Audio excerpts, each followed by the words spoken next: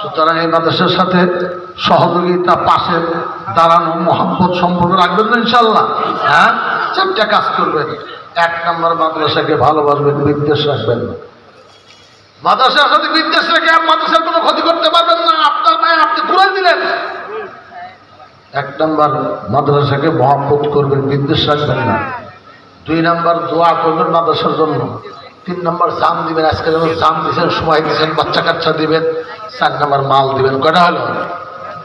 1 নম্বর মহব্বত করবেন, 2 নম্বর দোয়া করবেন, 3 নম্বর জান দিবেন, 4 নম্বর মাল দিবেন। এই 4টা যদি কোরবানি করেন, মাদ্রাসা খালি বাড়বে বাড়বে, অতি সত্তর দাওরা হাদিস হয়ে যাবে ইনশাআল্লাহ। আল্লাহ তাবারাকা ওয়া তাআলা আজকে আপনার এই জলসাকে কবুল করেন, আপনাদের এই আসা যাওয়াকে কবুল করেন, এই মাদ্রাসাকে ভরপুর কবুল করেন।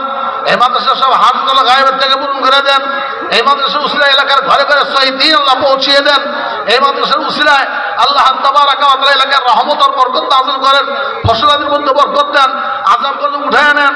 এই মাদ্রাসার উসিলায় যারা মারা গিয়েছেন তাদের কবরকে শান্ত করে দেন, রূহকে শান্ত করে দেন। যারা বেঁচে আছেন তাদের গুনাহ খাতা মাফ করে আল্লাহ সকলের জন্য জান্নাতের ফয়সালা করিয়ে দেন। বিশেষ করে হাজী সাহেব মারা গিয়েছেন, ওনার জন্য দোয়া করি আল্লাহ তাআলা কবরকে শান্ত করেন, জান্নাতের আলা মাকাম ওনাকে নসিব করেন। সারা জীবন দিনের খেদমত করেছেন, তবলিগের কাজ করেছেন, ওলামায়ে কেরামের খেদমত করেছেন, টাকা দিয়ে পয়সা দিয়ে মাদ্রাসা তৈরি করেছেন। আল্লাহ তাআলা তাকে জান্নাতের আলা মাকাম নসিব করেন।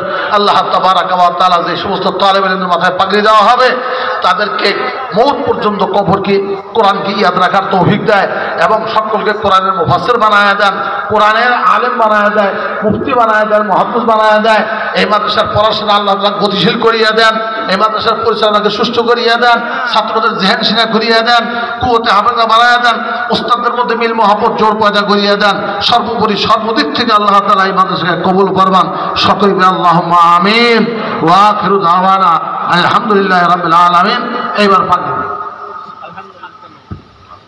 আলহামদুলিল্লাহ। তোর নেকি বল না, আল্লাহ আমার কোন নেকি নেই, নামাজ পড়ি নেই, রোজা রাখি নেই, কোনো কাজ করি নেই। একটা কাপড়ের দোকান ছিল, 5টা কর্মচারী ছিল। টাইম মতো টাকা দিতে না বলে টাইম বাড়িয়ে দিস। একবার যদি দিতে, তুই আমার বান্দার প্রতি দয়া করে বাকি দিয়েছিস, টাইম বাড়িয়ে দিয়েছিস।